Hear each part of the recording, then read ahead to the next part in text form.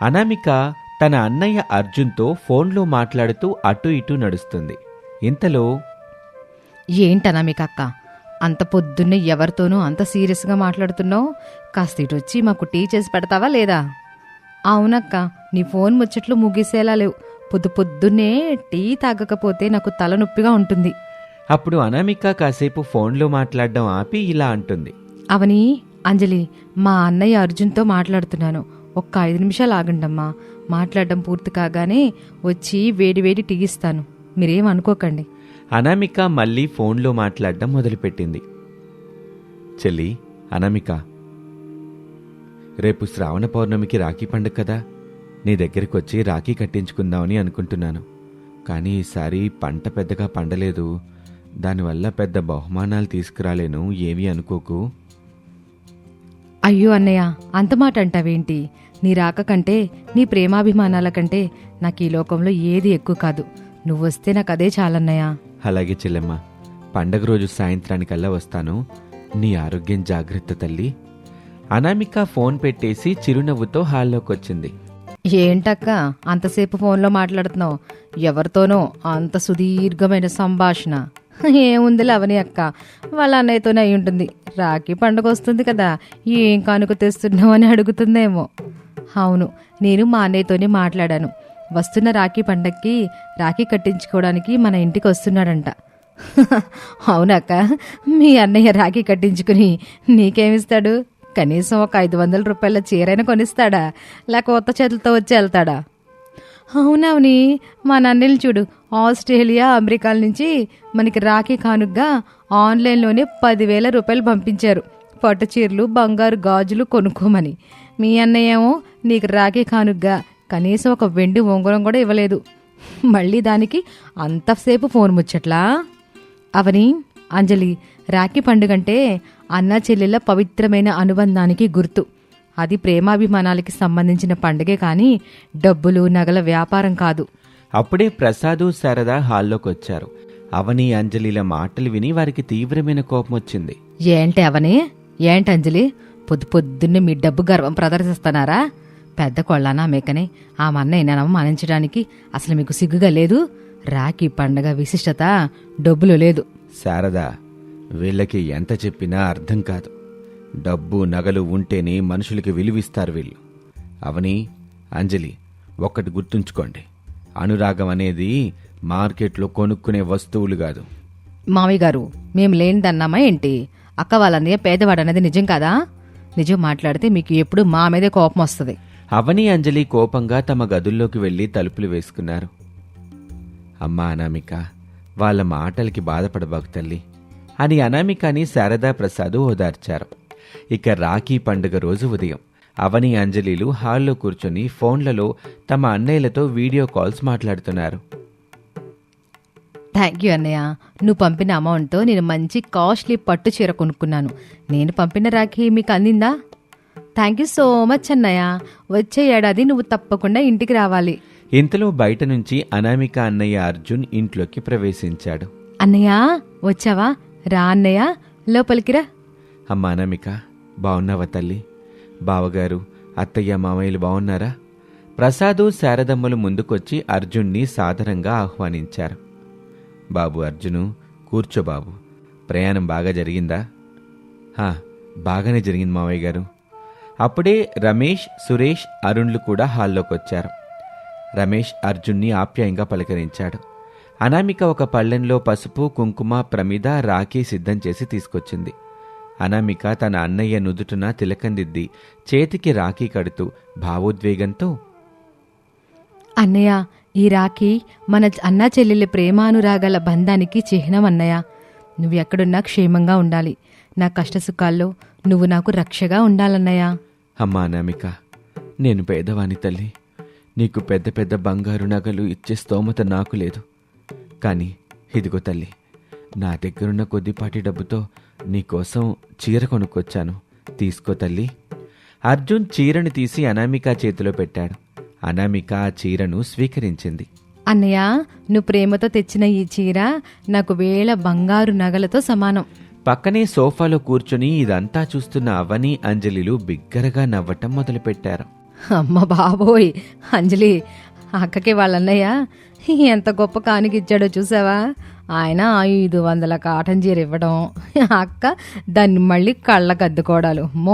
చూడలేకపోతున్నానమ్మా, over action. అవునక్క, నిజమే. ఈ సెంటిమెంట్ డ్రామాలేంటో నాకు అర్థం కావట్లేదు అవని అక్క. అర్జున్ అవని అంజలి మాటలకు తీవ్రమైన అవమానంతో తలదించుకున్నాడు. అన్నయ్య, నువ్వు తలదించుకోకు. కానుక విలువ దాని ధరలో ఉండదు, ఇచ్చే మనసులో ఉంటుంది. నీ ప్రేమ ముందు పెద్ద పెద్ద బహుమానాలు నాకు గొప్పేమీ కాదు. ఛీ, మీకు అసలు మనుషుల భావోద్వేగాలు అర్థమవుతాయా? రాఖీ పండగ రోజు కూడా ఒకరి పేదరికాన్ని హేళన చేయడానికి అసలు మీకు మనస్సాక్షి అట్టా వచ్చింది? అర్జును, నువ్వు వాళ్ళ మాటలు పట్టించుకోకులే బాబు. అవునయ్యా, నువ్వేమి వాళ్ళ మాటలు పట్టించుకోబాకు. పద, మనం భోజనం చేద్దాం. లేదు మామయ్య గారు, నా చెల్లెల్ని చూశాను, రాఖీ కట్టించుకున్నాను, నా మనసు నిండిపోయింది. ఊళ్ళో పొలం పనులున్నాయి, నేను బయలుదేరతాను. అమ్మా అనామిక, వస్తానమ్మా. అర్జున్ కంటినీరు తుడిచేసుకుంటూ ఇల్లు వదిలి వెళ్ళిపోయాడు. అనామిక మనసు తీవ్రంగా గాయపడింది. అవని అంజలిలు మాత్రం తమ నగల గొప్పలు చెప్పుకుంటూ గదుల్లోకి వెళ్లారు. వారం రోజుల తర్వాత ఓ రోజు మధ్యాహ్నం 3 గంటలవుతుంది. ప్రసాద్ పని మీద పక్కూరికెళ్లాడు. హఠాత్తుగా సురేష్ ఫోన్ నుంచి అంజలికి కాల్ వచ్చింది. హలో సురేష్ బాబు గారు, ఏంటి ఈ సమయంలో కాల్ చేశారు? అంజలి, అంజలి, మన బట్టల షాప్లో భారీ అగ్ని ప్రమాదం జరిగింది. బట్టలన్నీ కాలి బూడిదయ్యాయి. ఏంటి అగ్ని ప్రమాదమే? బావగారు, ఏం మాట్లాడుతున్నారు మీరు? అవునంజలి, లక్షల రూపాయల సరుకు, కొత్తగా తెచ్చిన పట్టు చీరల స్టాక్, మిషనరీ అంతా కాలి బూడిదైపోయింది అంజలి. మనం రోడ్డున పడ్డాం. అంజలి ఆ మాట వినగానే బిగ్గరగా ఏడవటం మొదలుపెట్టింది. అంజలి, ఏమైంది? ఎందుకు అలా ఏడుస్తున్నావు? అక్క, సురేష్ బాబు గారు కాల్ చేశారు. మన బట్టల షాప్ అంతా కాలిపోయిందక్క. షార్ట్ సర్క్యూట్ వల్ల సరుకంతా బూడిదైపోయిందంట. దేవుడా, ఎంత ఘోరం జరిగిందయ్యా. కొద్దిసేపటికే సురేష్, అరుణ్లు ఏడుస్తూ ఇంటికొచ్చారు. అయిపోయింది, నా జీవితం అంతా నాశనమైపోయింది. అప్పులు చేసి తెచ్చిన 50 లక్షల రూపాయల సరుకంతా కాలిపోయింది. రేపు అప్పుల వాళ్ళకి ఏం సమాధానం చెప్పాలి? అవునన్నా, మన దగ్గరున్న డబ్బంతా షాప్లోనే పెట్టాం. ఇప్పుడు మన దగ్గర నయా పైసా లేదు.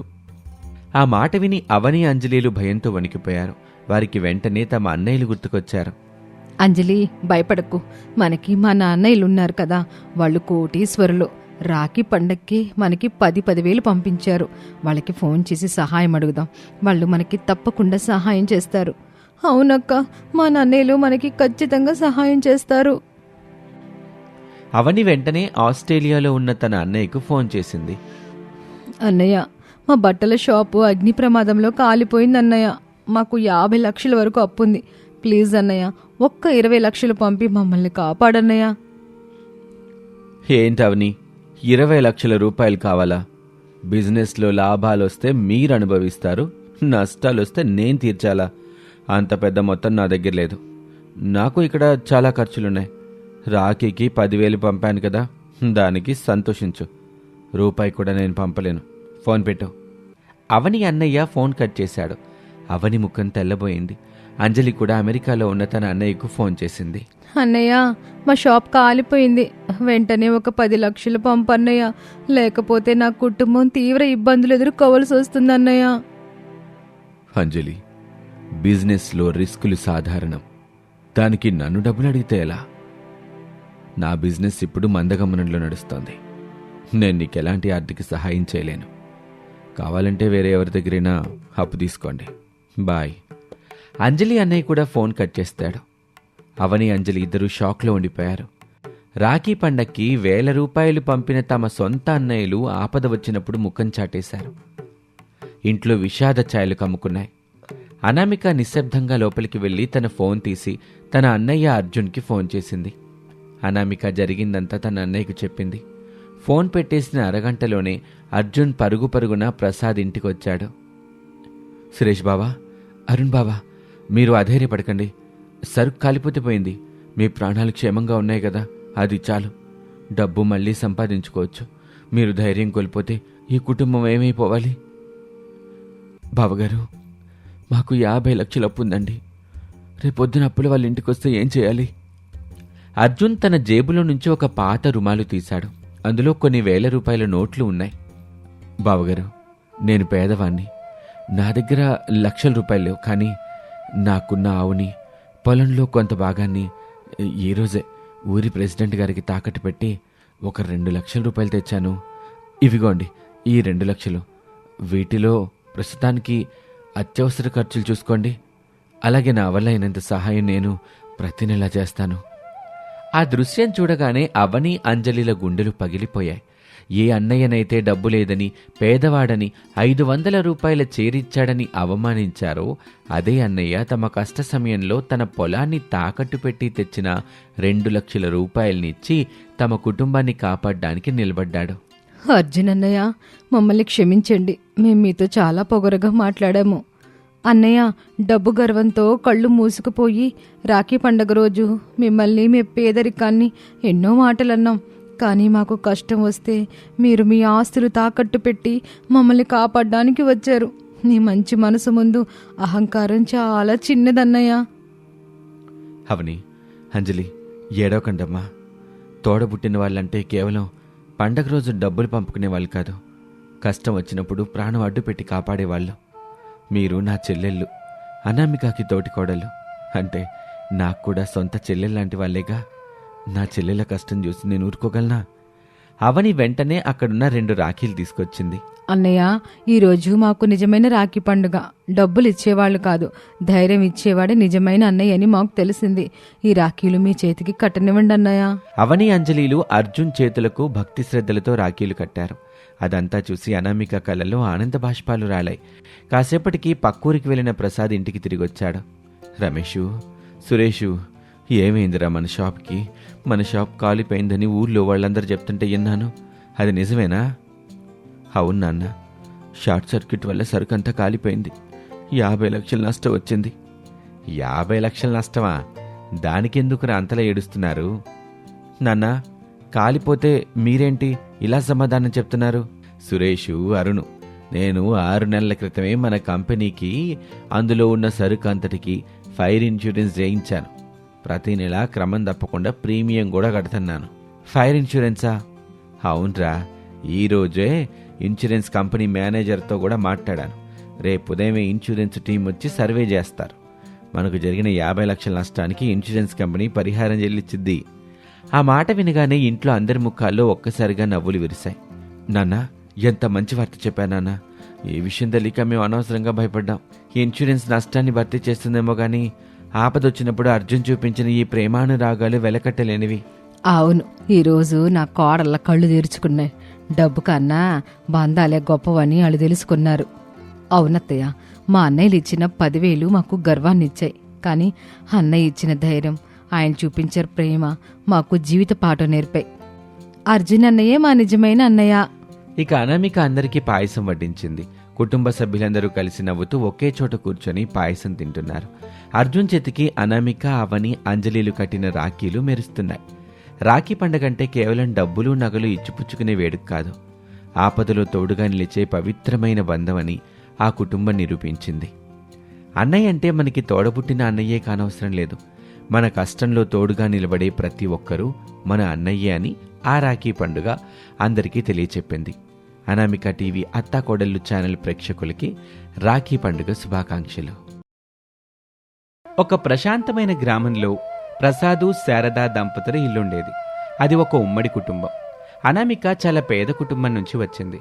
అవని, అంజలి ఇద్దరూ కోటీశ్వరుల ఇళ్ల నుంచి వచ్చారు. అనామిక రోజంతా ఇంటి పనులు చేస్తూ అందరినీ కంటికి రెప్పలా చూసుకుంటుంది. కానీ అవని, అంజలి మాత్రం తమ పుట్టింటి హోదాను చూసుకుని అనామికని ఎప్పుడూ చులకనగా చూస్తూ ఉంటారు. అత్తగారు శారద కూడా డబ్బున్న కోడళ్లకే ఎక్కువ ప్రాధాన్యత ఇస్తూ ఉంటుంది. ఆగస్టు నెల రానే వచ్చింది.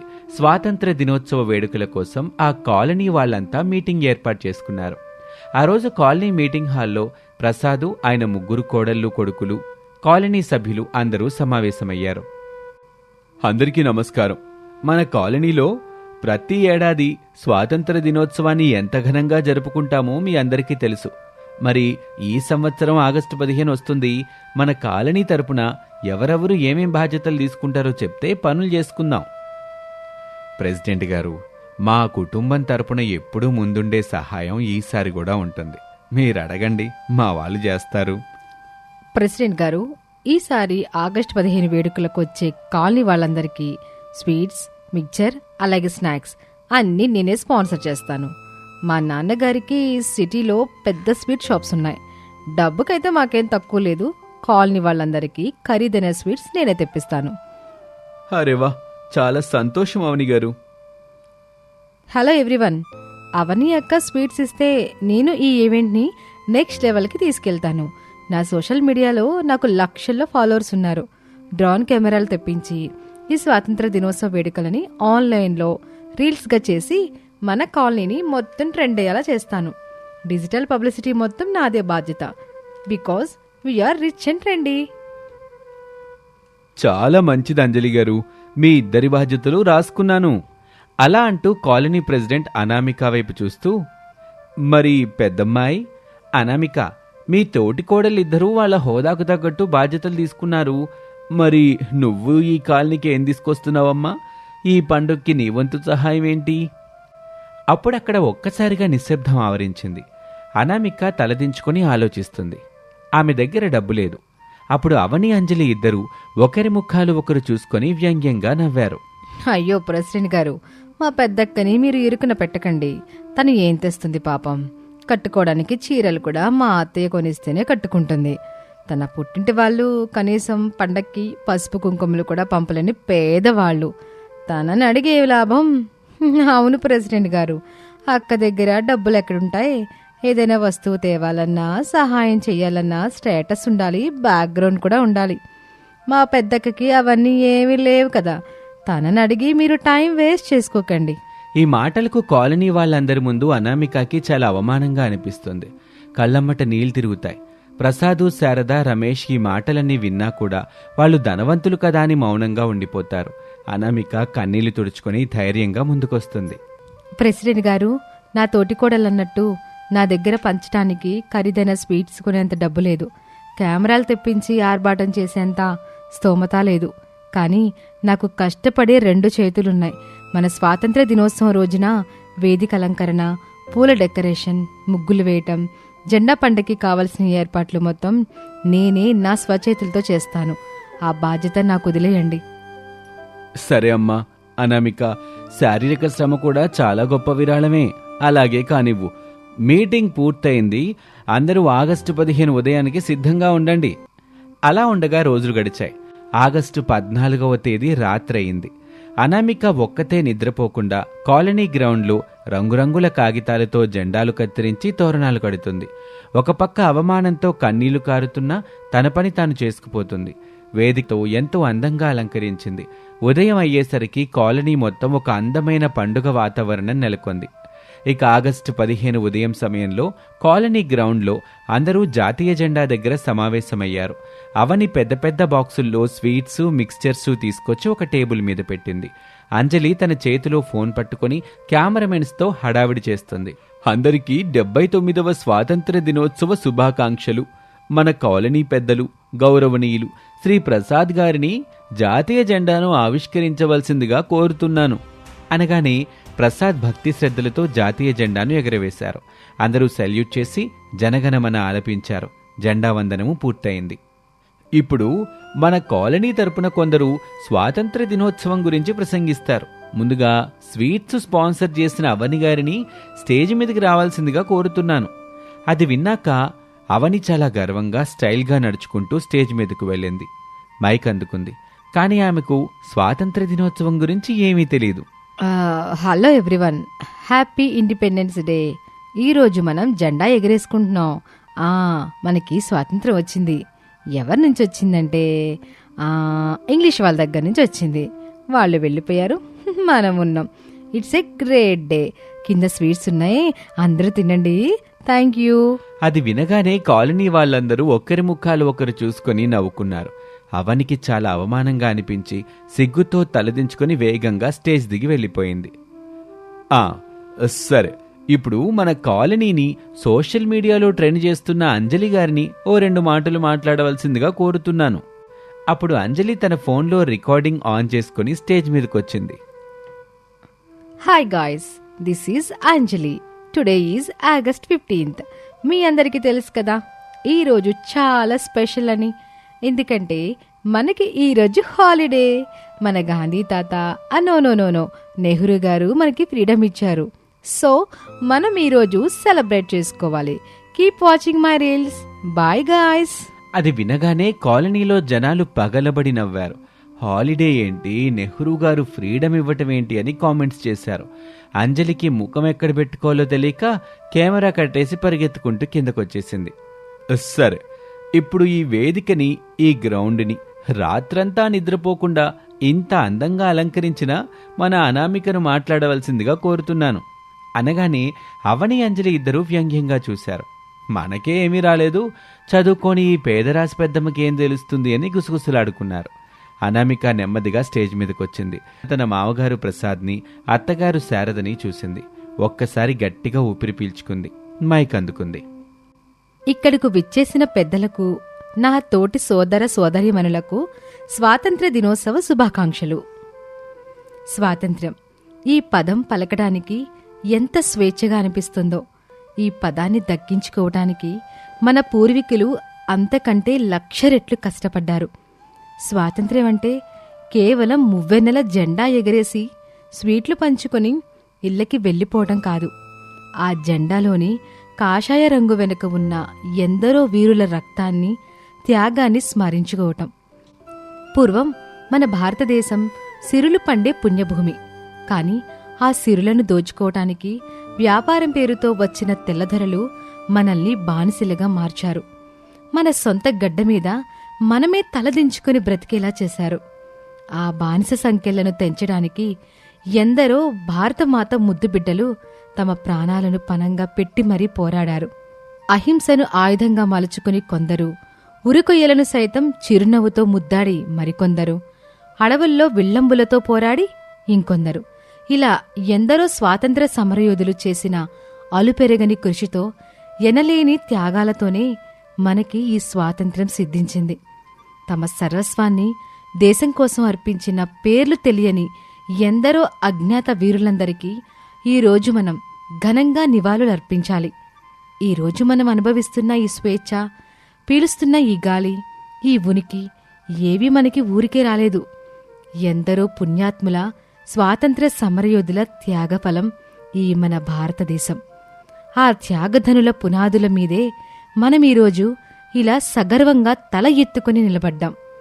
దేశమంటే మట్టి కాదోయ్, దేశమంటే మనుషులోయ్ అన్న మాటలను స్ఫూర్తిగా తీసుకుని కుల, మత, వర్గ, ధనిక, పేద భేదాలను పక్కన పెట్టి మనమంతా భారతీయులుగా కలిసిమెలిసి ఉందాం. భరతమాతకు నీరాజనాలు అర్పిద్దాం. జై హింద్, భారత్ మాతాకి జై. ఆ సమయంలో అనామిక స్పీచ్ ముగిగానే గ్రౌండ్లో ఒక్క క్షణం అంతా నిశ్శబ్దం. ఆ తర్వాత ఒక్కసారిగా చప్పట్ల మోత మోగిపోయింది. కాలనీ వాళ్ళందరూ లేచి నిలబడి చప్పట్లు కొట్టారు. ప్రసాద్ కళ్ళల్లో ఆనందంతో నీళ్లు తిరిగాయి. శారద కూడా ఆశ్చర్యంతో అలా చూస్తూ ఉండిపోయింది. అవని, అంజలి తమ అహంకారాన్ని పక్కన పెట్టి తమ అక్క చెప్పిన మాటలకు గర్వంగా కన్నీళ్లతో చప్పట్లు కొట్టారు. రమేష్ కూడా గర్వంగా కాలర్ ఎగరేశాడు. అద్భుతమమ్మా, ఎంత అద్భుతంగా మాట్లాడావు, మా రోమాలు నిక్కబడుచుకున్నాయి. దేశభక్తి అంటే ఏంటో నీ మాటల్లో చూపించావు. ప్రసాద్ గారు, మీ పెద్ద కోడలు మీ ఇంటికే కాదండి, మన కాలనీకే గర్వకారణం. అలా అనుకుంటూ ఉండగా వేదిక దిగి వస్తున్న అనామిక దగ్గరకు కాలనీ వాళ్ళందరూ వచ్చి అభినందించారు. ఇంతలో అవని స్వీట్ బాక్సులు తీసుకొచ్చింది. కానీ ఆమె అవి పంచకుండా అనామిక చేతికిచ్చింది. ప్రెసిడెంట్ గారు, ఈరోజు ఈ స్వీట్స్ పంచడానికి సరైన అర్హత అనామిక అక్కే ఉంది. అక్క చేతుల మీదుగానే అందరికీ పంచుదాం. అది వినగానే అనామిక ఎంతో చిరునవ్వుతో, ఎలాంటి ఈగో లేకుండా అందరికీ స్వీట్లు పంచింది. కాలనీ వాళ్ళందరూ అనామికను ప్రశంసిస్తూ తమ ఇళ్లకు వెళ్లారు. అలా ఉండగా సాయంత్రం సమయంలో ప్రసాద్ ఇంట్లో హాల్లో అందరూ కూర్చుని ఉన్నారు. ప్రసాదు, శారద, రమేష్, సురేష్, అరుణ్ అందరూ ఉన్నారు. అనామిక అందరికీ కాఫీలు తీసుకొచ్చి టేబుల్ మీద పెడుతుంది. అప్పుడు అవని, అంజలి ఇద్దరూ అనామిక దగ్గరికి వచ్చారు. వాళ్ళ కళ్ళలో పశ్చాత్తాపం స్పష్టంగా కనిపిస్తుంది. అప్పుడు అవని అనామిక 2 చేతులు పట్టుకుంది. అక్క, నన్ను క్షమించక్క. ఉదయం మీటింగ్లో నేను నిన్ను డబ్బు లేదని, పేదదానివని అందరి ముందు ఎంత మాట అన్నాను. కానీ నా డబ్బు ఈరోజు నన్ను స్టేజ్ మీద గెలిపించలేకపోయింది. నా అహంకారం నన్ను అందరి ముందు చులకన చేసింది.